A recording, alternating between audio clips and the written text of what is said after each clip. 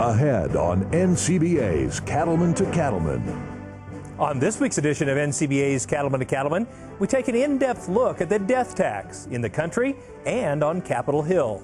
Plus, a look at the nationwide spring and summer forecast. And now, NCBA's Cattleman to Cattleman with host Kevin Oxner. Hello and welcome to this week's edition of NCBA's Cattleman to Cattleman. I'm Kevin Oxner. Thanks for joining us. Topping this week's cattle industry news, a big break on the trade front. After several years of delay, the U.S. and Colombian governments have reached a trade agreement. If the deal is ratified by Congress, Colombia will open its market to all U.S. beef and beef products and will eliminate the 80% tariff on prime and choice cuts. If the agreement is fully implemented, U.S. agricultural exports stand to gain more than $815 million a year. Also on Capitol Hill, bipartisan legislation to repeal the so-called death tax is now making its way through Congress. The bill, introduced in the House of Representatives, calls for the permanent repeal of the death tax. At the end of 2010, an extension to the Bush-era repeal was extended, but is not permanent. Recently, we had a chance to sit down with several members of Congress to learn more about this new legislation and hear their thoughts about getting this unnecessary and burdensome tax repealed. You know, a giant step forward was made recently as a part of the overall tax package. It improved the situation enormously. In fact, kind of in sync with what some farm groups at least had asked for. That was a huge victory. I would love to say that the day is going to arrive where we eliminate the death tax. I've been on record supporting that approach for a long, long time. But that's going to be awfully hard to do in the Senate, recognizing the current makeup. I just would be surprised if you could get to the 60 votes that are necessary. But having said that, we made steps in the right direction. We need to continue that. That was only for a brief period of time, so we're going to be fighting this battle again. Well, I'd very much like to get rid of the death tax and have voted on several occasions to do that. But it's one of those things that just hangs on. So we were able to reach a compromise before Christmas. And right now, there's still a significant effort to go ahead and either make it less restrictive or to get rid of it altogether, which I would very much like to see. The federal government shouldn't be able to tax people to die and take over their estate, half their property. Their heirs should not have to sell the land to pay the federal government taxes. I don't think that money morally should be taxed or go to the federal government. So the death tax should get the death penalty. And we shouldn't have any death tax. There shouldn't be a cap. There should be no death tax at all. We should encourage people to buy and to hold and to keep the land. I mean, there's only so much land, and I think that people should be able to keep it, especially since much of that land has been held by generations. And the idea that the federal government can come in and take some of it away, I think is wrong. Well, you know, we work hard and we pay taxes all of our life, and I just don't think it makes sense to tax us again when we die.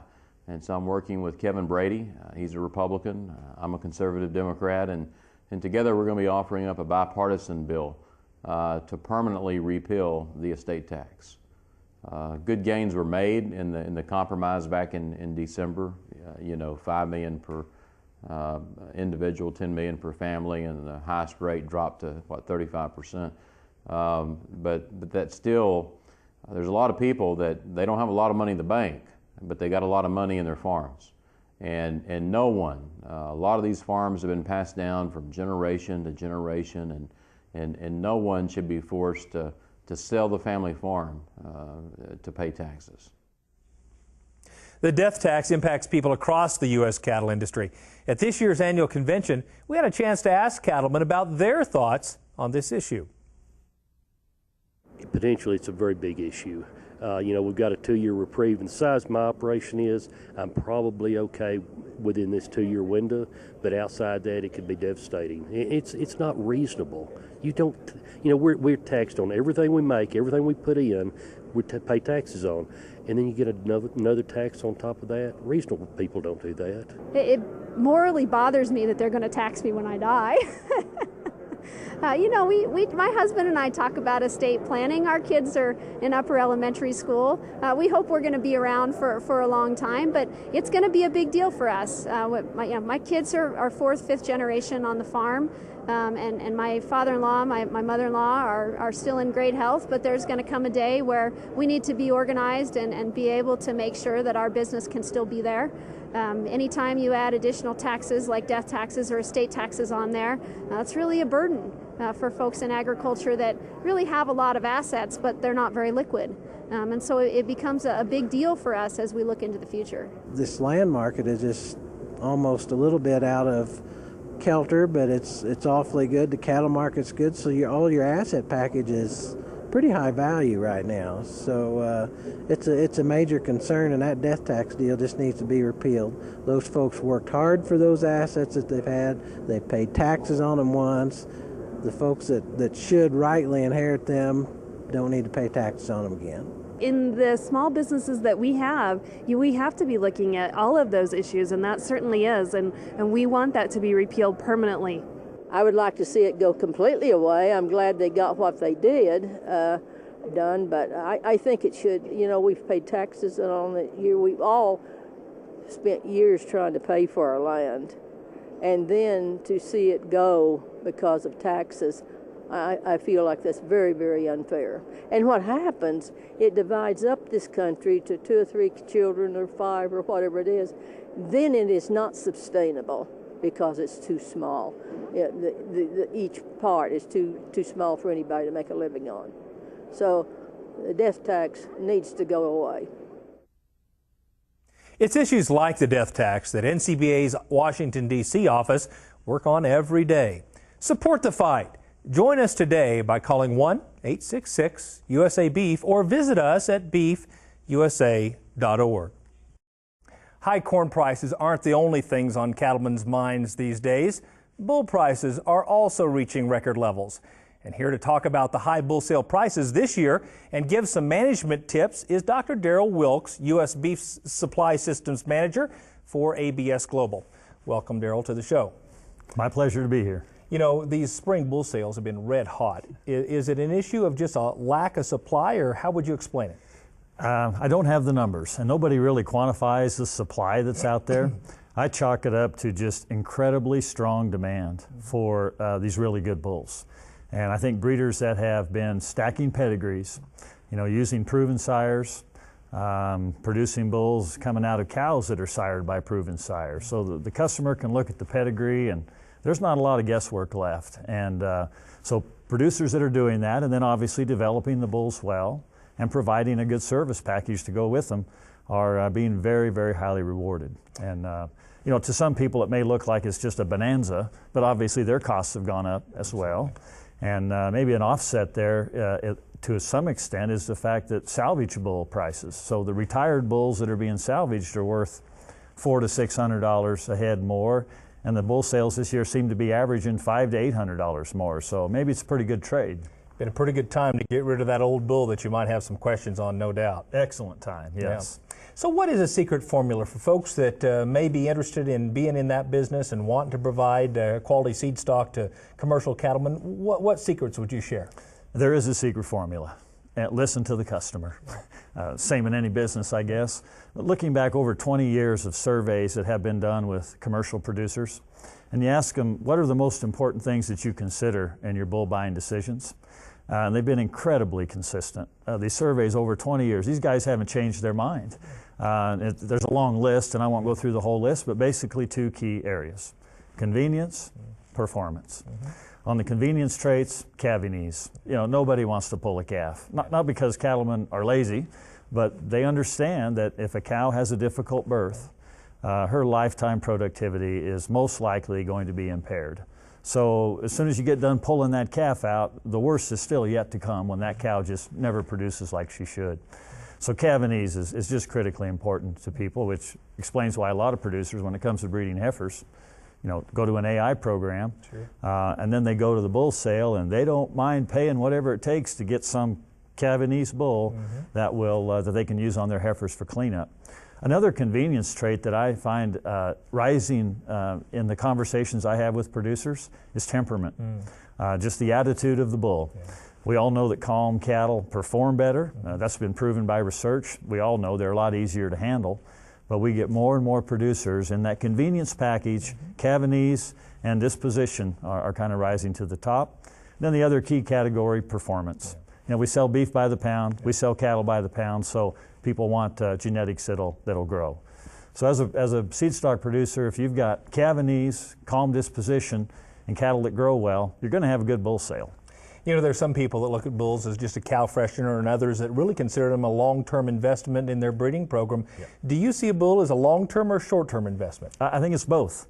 If I turn a bull out this spring and he's ready to go to work, and I have no open cows or very few open cows this fall, bang, that's an immediate short-term return I got on that fit, fertile young bull. Next spring when I calve those cows, if I don't have to pull calves, there's a return. When I wean that calf crop, get a few extra pounds, there's a return. So there's that short-term return that comes right away, but the big money is long-term. I look at genetic improvement like land stewardship. If you do them well, over time, the value just accumulates. It's like money in the bank, but the interest that it pays is a lot more than banks are paying these days. So you just build up that long-term value of your land through land stewardship, and the long-term value of your herd through genetic improvement. It seems we only have limited resources to produce beef in this country, and so healthy land and good genetics are two critical tools to optimize the production of high-quality product from that limited resource. No doubt. So let's say one of our viewers has purchased that bull, he got the exact bull or bulls that he wanted at that production sale. What tips would you give him relative to how he manages that bull once he gets him home? Yeah, good question. If you're going to pay good money for him, you want to treat him right. I think it falls into two categories. On the young bulls, be nice to them. They're still growing up. Right. This is going to be a new experience for them. Yeah. I guess the key tip, and it's been around for years, is if there's any way you can do it, run your young yearling bulls in a pasture by themselves without the big bulls in there. They usually don't get hurt breeding cows. They usually get hurt fighting with the old bulls. Yeah. Then the other thing that we see all the time are undernourished older bulls that have been kind of rough wintered. One thing that producers have to remember, and if they don't remember anything else from this, when you turn that bull out for the first day of the breeding season, the sperm cells that he's using that day, they began their production process 2 months before. So back up 2 months from the opening day of breeding season, if that bull was too fat, which can be the case on some yearling bulls, or if he's too lean, which can be the case on some older bulls, that cell development process hasn't kicked into full gear. And it needs to kick into full gear 2 months before breeding season. So the other advice is make sure those bulls are ready 2 months before you're ready to turn them out. That's great advice. Daryl, thank you so much for coming to the show, and thank you so much for your tips. My pleasure. Thank you. For more information on bull sale prices or bull management tips, just log on to our website at cattlemantocattleman.org. Ahead on NCBA's Cattleman to Cattleman. If we do not have very good crops in the northern hemisphere, we're going to see an explosion to the upside again in feed prices, moving to even higher record levels. What to expect weather-wise in the months ahead. Plus, we'll take a look at some exciting new beef products. We'll be right back. You're watching NCBA's Cattleman to Cattleman on RFD TV.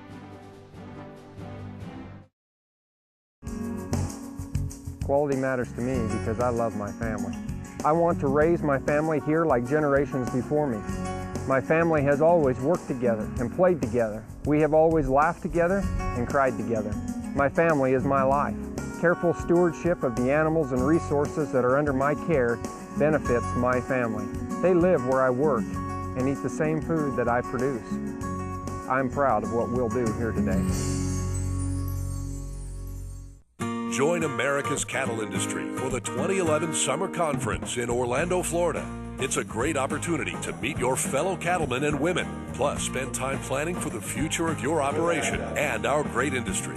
Bring the whole family and join us in Orlando, Florida for the 2011 Cattle Industry Summer Conference, August 1st through 4th. For details, call 1-866-USA-BEEF or visit us at beefusa.org. We'll see you there. These days, more cattlemen choose Draxxin to fight BRD than any other brand. Here's why. It works. We have fewer repulls, and the ones that we do repull respond, and we have fewer chronics in the end. To retreat anything it's a lot more expensive than using Draxxin as a first time. And the evidence backs up what most cattlemen already know. Draxxin cuts retreats by 50%. So talk to your veterinarian and check the online calculator at Draxxin.com. You'll see why Draxxin should be your first choice to fight BRD. Basically what it's allowed us to do with our operation is run more cattle through in a given period of time. It's just really been a good product to use. Do not use in female dairy cattle 20 months of age or older. Do not use in calves to be processed for veal. Draxxin has a pre-slaughter withdrawal time of 18 days. Please visit Draxxin.com or call 1-888-DRAXXIN for more information.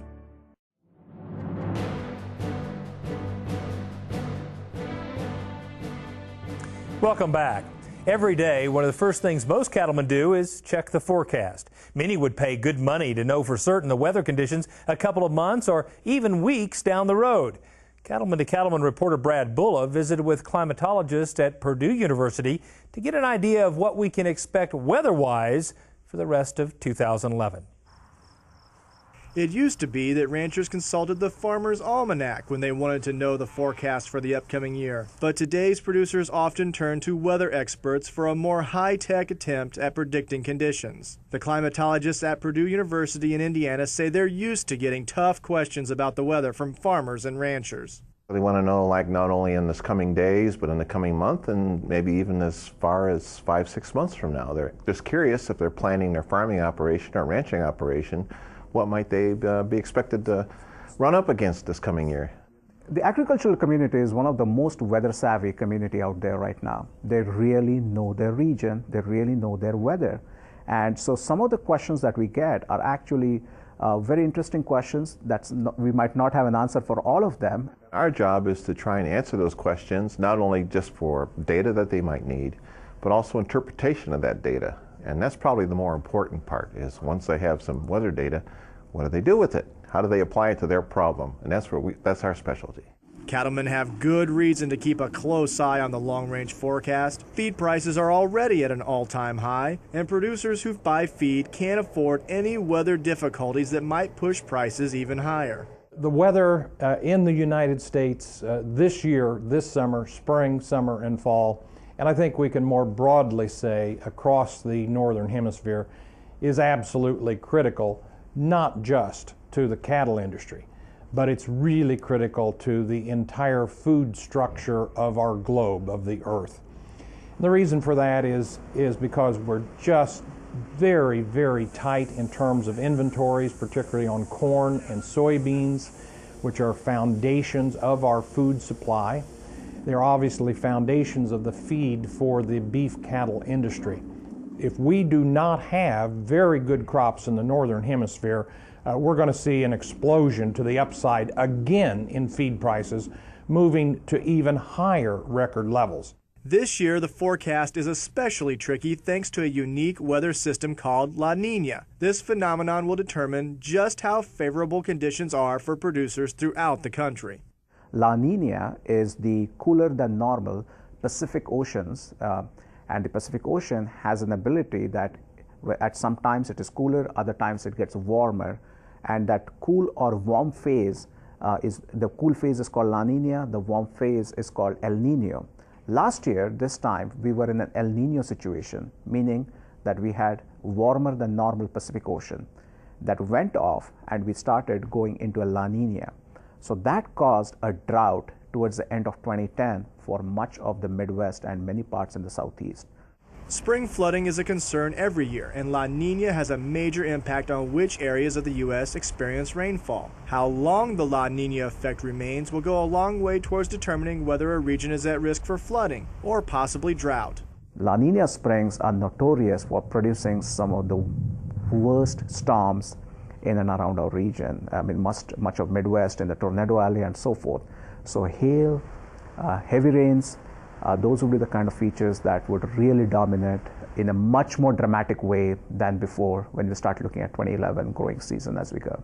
So if you're looking at the precipitation patterns or the outlook, I would say expect what is out there right now to linger on for a while, where you have wetter than normal conditions for the northern, Midwest, as well as the eastern part of the country. But that means that there's an absence of weather systems in the southern part of the country, which means that they do not have that recurring rain, and they may actually have the opposite effect where they may dry out as time goes on into the summer. The current long-range forecast indicates the southwest U.S. stands a good chance of facing drought conditions this summer, with higher than normal heat in the southeast. And the rainfall outlook across the country will be reflected in temperatures as well. For summer temperatures for the northern states, I think at least in the early summer we're going to see cooler than normal temperatures. Because again, I keep referring to La Nina, but it's an important player. La Nina tends to have more storminess in our area, which means it naturally keeps the temperatures down. We have more days of clouds and rainfall. While all of these weather factors are a concern for cattlemen, it's important to realize things can change from one day to the next, and it's especially difficult to pinpoint what will happen on your operation. And we can't do a whole lot to control the weather. I mean, we just have to admit that. We just have to deal with what we're given. Where we are right now in terms of the timing of looking ahead is looking through a windshield with a lot of dust on it and a lot of rain on it. You can only see a small distance ahead. Weather can make or break a producer's year, but since controlling it is not an option, ranchers will have to keep checking the forecast and hoping for the best. Reporting from West Lafayette, Indiana, I'm Brad Bullitt for NCBA's Cattleman to Cattleman. If you have questions about the weather outlook for your region, the experts at Purdue recommend consulting with your local extension agent. They can give you detailed information about the forecast for your particular area. Stay with us. We'll take a look at some new beef products up next.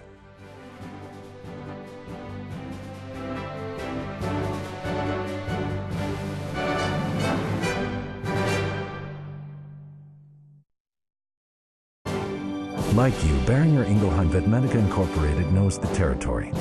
With over 30 years' experience, you can rest assured that when you work with us, we work for you. We have an extensive line of vaccines and parasite control products for beef cattle and offer professional support in the field. We're continually bringing you innovative animal health solutions to help you build the most profitable beef operation possible. Boehringer Ingelheim. When it comes to your herd, we've got your back. When it's time to choose a tractor, look for quality that stands the test of time. Reliability that can carry you through the tough times. Resale value you can bank on down the road. From one brand that's been working the land for more than 170 years, all backed by the finest dealer network around. John Deere. Nothing runs like a deer.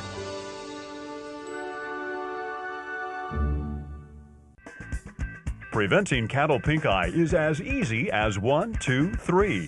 1. Vaccinate your animals with Piligard Pink Eye TriView to provide pink eye fighting antibodies in the tears that bathe the eye. Broad spectrum protection that cross-reacts with 103 different strains of pink eye causing bacteria. 2. Stop the flies that spread pink eye bacteria throughout the herd. Apply double barrel VP ear tags and Ultra Boss Pour-On for up to 5 months of face fly and horn fly control. 3. Manage the environment to reduce damage to the animal's eye from seed heads, pollen, and UV light, irritants that increase the risk of pink eye infection. With the right tools, preventing pink eye is as easy as 1, 2, 3.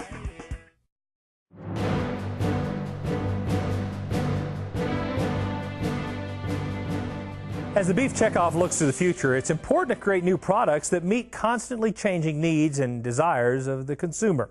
As Sharon Alseth reports, attendees at the Cattle Industry Convention and NCBA Trade Show got a first-hand look at some of the recent innovations that are fueling demand. On-the-go consumers are always looking for convenient ways to create great-tasting meals. The Beef Checkoff works to help create new products and cuts that not only meet customer needs, but also build beef demand. We're always excited about new products because we know that new products add convenience and add opportunities for consumers to see beef in a new light. At the New Product Exchange, producers and food professionals had a chance to see some of these innovative products firsthand and learn more about the partnerships that are working to increase demand for beef. Having people coming together in one place, talking about innovation, talking about how do we deliver a better product to the consumer more consistently is critical for our industry.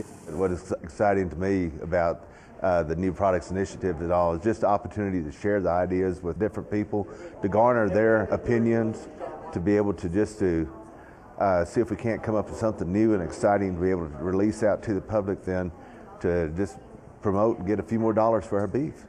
These partnerships can come in many different forms, like the one with AgriBeef, which led to the development of a website called the which offers tips for preparing different cuts of beef.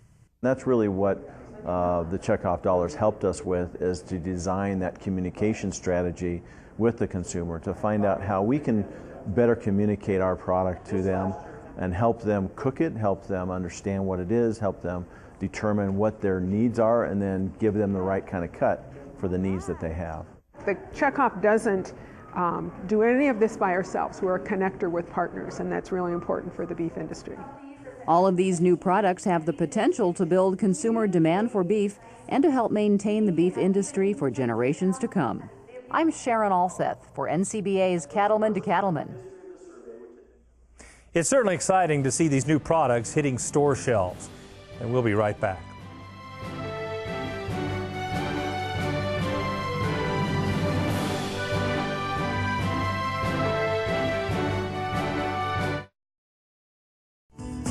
Comprehensive, practical, powerful. Now's the time to put the power of DNA to work in your herd with the Comprehensive Identity Profile. The inside information from Identity can help you make more confident replacement heifer and herd sire selection decisions, add marketability to your feeder cattle, make faster genetic progress, and more. The best time to get started is when you're already working cattle, during branding, weaning, or bull soundness exams. Get started today. Visit iGenity.com or call 1-877-IGENITY to put the power of DNA to work in your herd.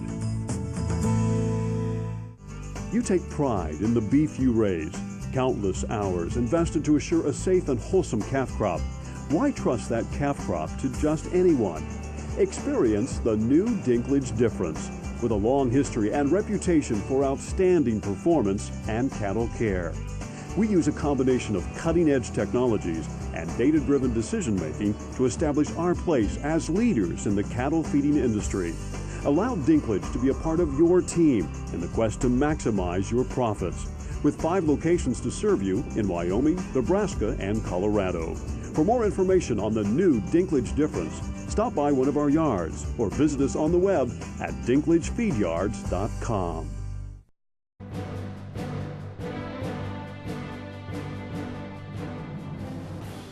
One of the more filling things to do at the recent Cattle Industry Annual Convention and NCBA Trade Show in Denver was to grab a bite of breakfast at the big flapjack feed. Cattleman to Cattleman reporter Brian Baxter has more on this tasty event.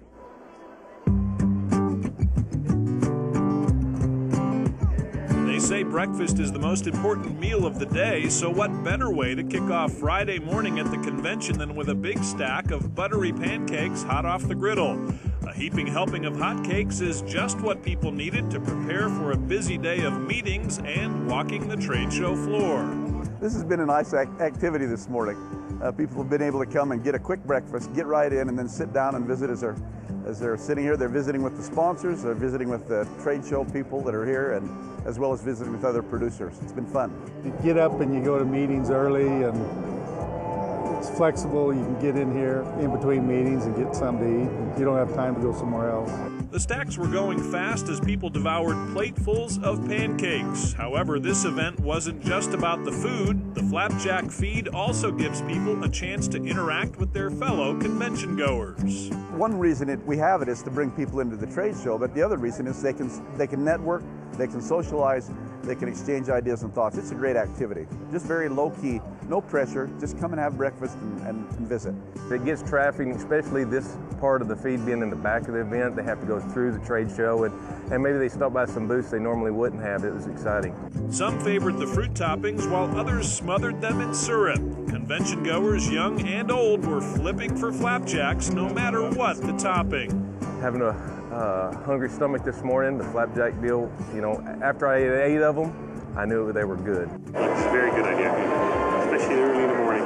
It's wonderful. Plenty of food for everyone. Seems like a good plan for me. Price is right. They look wonderful. I'm hungry too. And I thank the sponsors for doing this for us. This was the second year for the Flapjack Feed, and it's easy to see why there are so many fans of the Breakfast Bonanza. Good food and fast friendships stack up to a good start to anyone's day. Reporting from Denver, I'm Brian Baxter for NCBA's Cattleman to Cattleman. Did you know the cattle industry meets every summer to do business? You can join us this year. Just come to Orlando, Florida, and bring your family with you for this year's Cattle Industry Summer Conference. It's August 1st through the 4th, and you can get more details at beefusa.org. He's been covering the cattle industry for years, and I've enjoyed listening to him since I was a child. Joining me in the studio is Evan Slack from the Evan Slack Network. What a treat it is to have you on the show. Great seeing you. Absolutely. Well, first of all, you are a legend, at least around these parts. Country boy trying to get a start. You've had a pretty good start. Tell us just a little bit about your background. All right, I started KWTO, Keep Watching the Ozarks. Ralph Foster, the owner, said there's 2 things that people in the Ozarks believe in, God and KWTO, and that was true. And they didn't change the dial back in those days. And I walked 3 miles for 8 months, round trip, Monday through Friday, to do 3 minutes of livestock markets because Lloyd Evans didn't take a fancy to livestock markets. So that's really where I got my start in June of '52. And you've been doing it ever since. And tell us a little bit about the Evan Slack Network. I have 50 stations in 9 states. I'm a star in Winnemucca, Humboldt County. But anyway, I put my programs up on the web, and they pull it down, evanslack.com. I was formerly on the satellite for years and years, and ABC uplinked me. But this gives me more flexibility, and the cost is quite a bit less, too, let me tell you. I'm certain. Well, you've seen this industry through lots of changing times over these last number of years, and I'd just be interested, what do you make of these historic and unprecedented markets that we're facing today? Unbelievable. And I tell the folks, hang on to the saddle horn. We haven't been here before. And, you know, the higher, I picked that up from Max Wiseman. You remember the Wiseman brothers had a feedlot west of Greeley?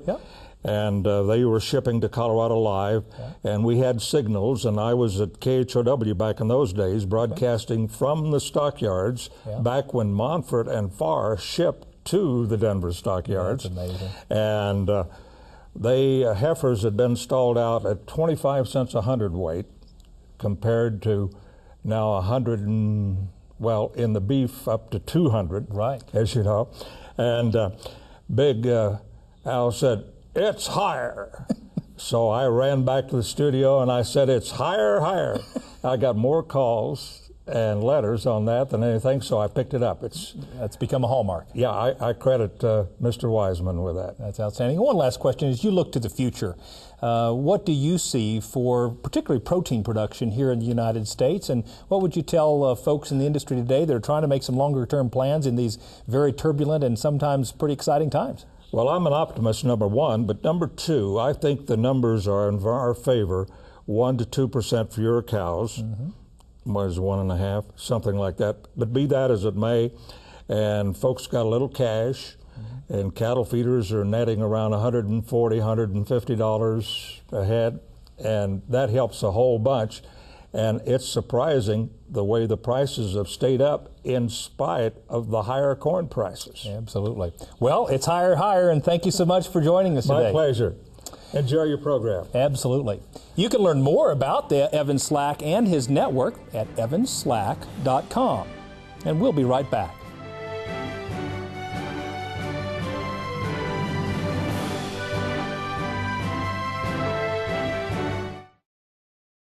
education, networking, opportunity, and fun. That's what you'll find at the 2012 Cattle Industry Annual Convention and NCBA Trade Show in Nashville, Tennessee. Get your ticket to ride with your fellow cattlemen and women in the country music capital of the world. You'll find cutting-edge education, top-of-the-line technology, and entertainment that can't be beat. Don't miss your ticket to ride to the Cattle Industry Annual Convention and Trade Show in Nashville, Tennessee, February 1st through the 4th, 2012. For more information, visit beefusa.org. From California to Florida, NCBA's Cattleman to Cattleman covers the beef industry. Each week, join host Kevin Ochsner as he interviews industry leaders about the topics that matter most to you. When we think about that impact in our industry, it starts with looking at that picture of beef demand.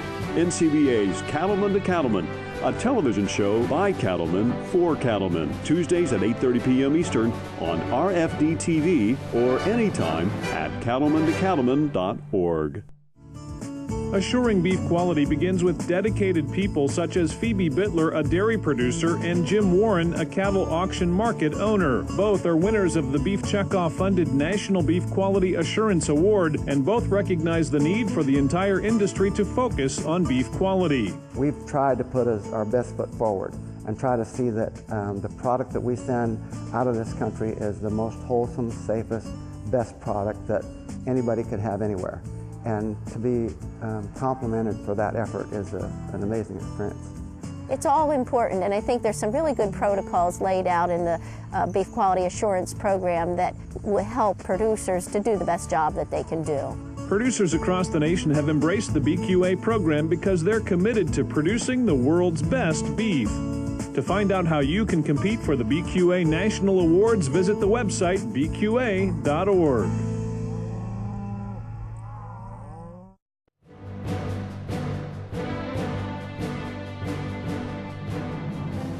Welcome back. A good mineral nutrition program is vital in order to maintain cattle health. But sometimes getting cattle to consume enough mineral, especially during harsh weather, is difficult. Reporter Jim Witt heads to the Doge Diamond D Ranch in Poteet, Texas, where Land O'Lakes Purina Feed is helping his cattle get the proper amount of mineral supplements to stay healthy. When it comes to raising healthy cattle, a good mineral nutrition program is the main foundation. It's one of those things that is maybe bottom of the mind, but it should be more top of the mind, and just keeping mineral out has so many benefits with reproduction in a cow herd, but also immunity and performance on stocker and growing cattle. It is such a critical factor in the overall production scheme in our cattle operations. Cattle need 14 essential minerals in their diets to function properly. And even if one is missing, there can be major problems. One that comes to mind right away oftentimes in this part of the world is with black cattle. If they start to get a red tinge to their hair coat across their back, then we may speculate that there's potentially a copper deficiency there. Or with even magnesium. We know right away we have a magnesium deficiency if that lactating cow is out on really lush, green, highly fertilized pasture and she goes down immediately. We kind of have an idea that there's a problem. Some of those things are very easy to detect right away. But sometimes, actually seeing the results of a mineral deficiency means it's too late to reverse. Those subclinical mineral deficiencies we can't see are taking away the calf health at birth because colostrum's not where it needs to be on that cow. Just weaker calves that don't get up and nurse right away, and that is significantly a problem. Then we have calves that just don't grow like they should. They're weaker, their immune system's not where it needs to be. Land O'Lakes Purina Feed's new Wind and Rain product helps ensure cattle get all the essential minerals they need to develop properly, despite the weather conditions. The texture of the product is such that if a strong wind comes by, it's still going to be in the feeder when you go check it the next day. The other thing is that it's very resistant to moisture, very resistant to rain. In fact, if you have small holes in the bottom of your mineral feeder and the water can run out, it basically looks the same the next day once it's dried out. So both of those things really help bring some value when we talk about the Wind and Rain mineral line. Mike Doge, owner of the Diamond D Ranch in Poteet, Texas, knows it takes time to find the right mineral nutrition program. but he also understands the benefits of a successful one. We've tried all types of different minerals, and we've just this spring started using the Purina tub. We started out with those tubs back in about March, and actually has had the best conception rate ever on our cow herd. And the final numbers are astounding. Before we started using that tub, we were lucky to get 85%. My manager, Timmy Luchek, told me that we were up to 95% pregnancy rate, so that's great. A higher pregnancy rate now means higher profits later on. If you just figure what we were getting, say 10% less, on 500 head, you're talking about 50 calves. Our registered calves, normally we average about 2,000 a piece, so that's $100,000. Not only is the reproduction rate higher, but the correct amount of minerals in a cow's diet can also lead to healthier calves. There's some really good Texas A&M ranch to rail research that shows that calves in the feed yard that came from cows that didn't have a good mineral supplementation program actually got sick much more often and were pulled at a greater frequency than calves that came from programs where the cows had good mineral supplementation programs. We'll return to Poteet, Texas for more tips from the experts at Purina Feed up next.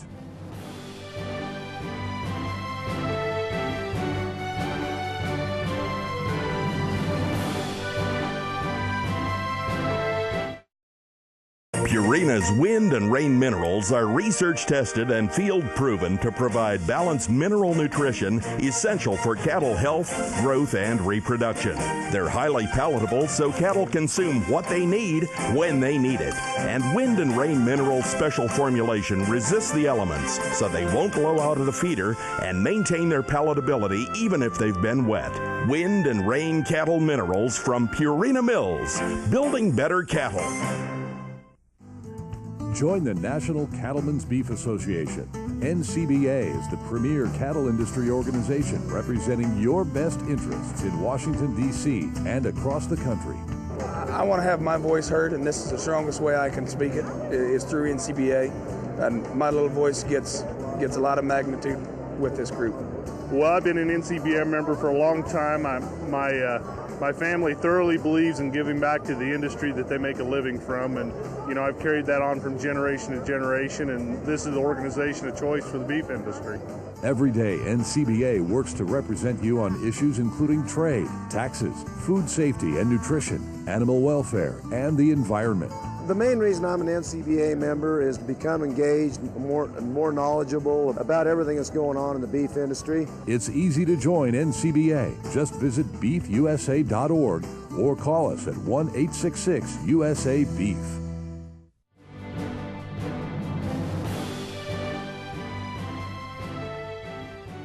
Let's return to reporter Jim Witt, who's learning more about the best way to get your herd to consume enough mineral. The trick with any mineral nutrition program is, once you find the right one, you have to get the cattle to consume it. It's extremely important, obviously, to have the right type of mineral supplementation in front of the cattle. In other words, it's balanced nutritionally to meet those cattle's needs in that particular geographical region.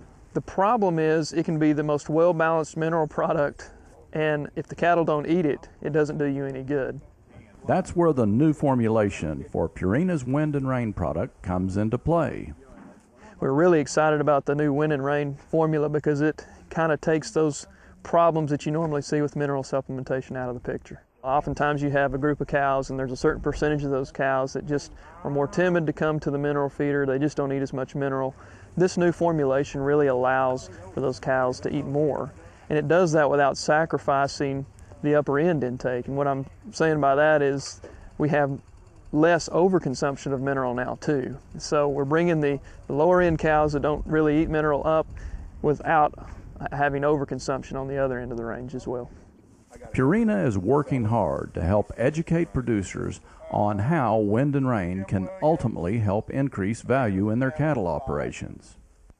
We want the cattle to consume the mineral at the proper rate to be able to hit peak performance. With the brood cow man, of course, he's looking at reproductive performance, and then with the stocker operator, they're looking for weight performance and immunity and overall health. So we really try to point out those benefits on the wind and rain mineral that really help our producers become more profitable.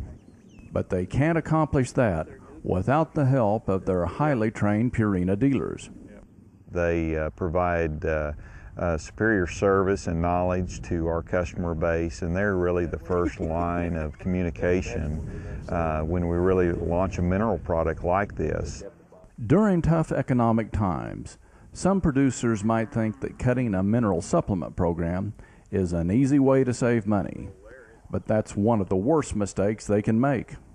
The tendency is to cut corners, and mineral nutrition is one of those aspects that producers need to be very careful of, because it so drives so many metabolic functions of the cow and the growing bull and the growing stocker animal that it can end up costing them much more money than it'll save them by cutting out mineral nutrition.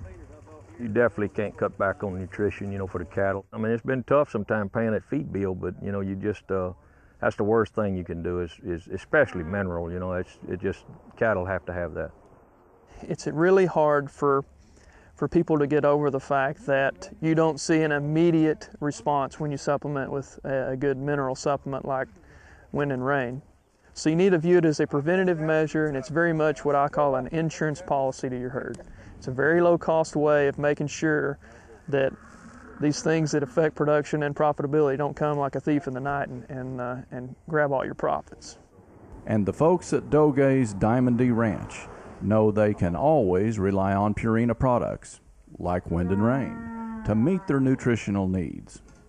Purina's been around, I guess, the longest of any feed in this country, so I fed it as a 4-H'er, and I still feed it today. I've had a great working relationship with Doge's Diamond D Ranch here in Poteet, Texas. And what I really appreciate is they try to always think about the customer first and what will drive customer satisfaction. And they do that by providing a great product, both genetically and both well-developed, using Purina products. Reporting from Doge's Diamond D Ranch in Poteet, Texas, I'm Jim Witt for NCBA's Cattleman to Cattleman. The new and improved wind and rain product is now available. For more information on how you can get it and other great Purina products, visit our website at cattlemantocattleman.org. And we'll be right back.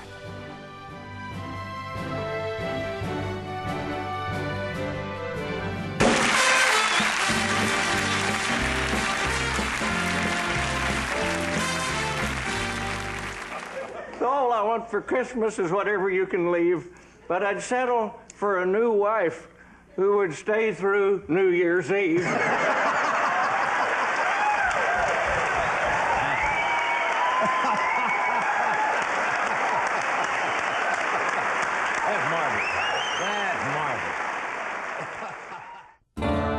Trust. Out here, it's that rare combination of reliability, integrity, and the peace of mind that comes with having both. After 20 years of making hitches, the B&W turnover ball has become the most trusted gooseneck hitch in the country. Why is that important? Because trust is not only hard to earn, it's hard to find. The turnover ball gooseneck hitch by B&W. Trusted. What did we do to deserve dogs? Is it because we always treat them kindly, never yell at them or kick them? Or because we promise to pamper them and pick up their poop? Why did God decide to give humans such a loyal companion? I have a typical teenager in my house. He wakes up late, rushes through the chores, grabs his backpack, and then heads out to the car to go to school. And the dogs wolf down their chow, and they accompany him to feed the horses, and then they wait outside the door on the wild chance that they might catch a scratch behind the ear, or a good dog as he passes by. But he just gets in and drives off. So they plop down on the porch or go sniffing around the place, killing time all day until their boy comes home. And when he does, they surround the car, jostling for position, lining up to be recognized and petted and loved. Tails banging, tongues lolling, whimpers of pet me, bobbing like seals in the water, all begging for attention. And oh, so sad when the teen preoccupied pushes through his canine fan club without so much as a howdy. They're stunned. We've waited all day, however long that is, they must be thinking. Why didn't he stop? Where did he go? But then their minds quickly reset, and they lie down by the door, knowing their boy is home. And I watch all this drama, wishing I could impress on my son the importance of appreciating their devotion and how even a simple pat on the head lasts all day. Then I remember my own youth, and it wasn't until I was a grown man with teens of my own that it dawned on me to thank my mother and call her occasionally. Oh, thank you, Mother. I guess what goes around comes around. Remember, there's always time to pet your dog. This is Baxter Black from out there.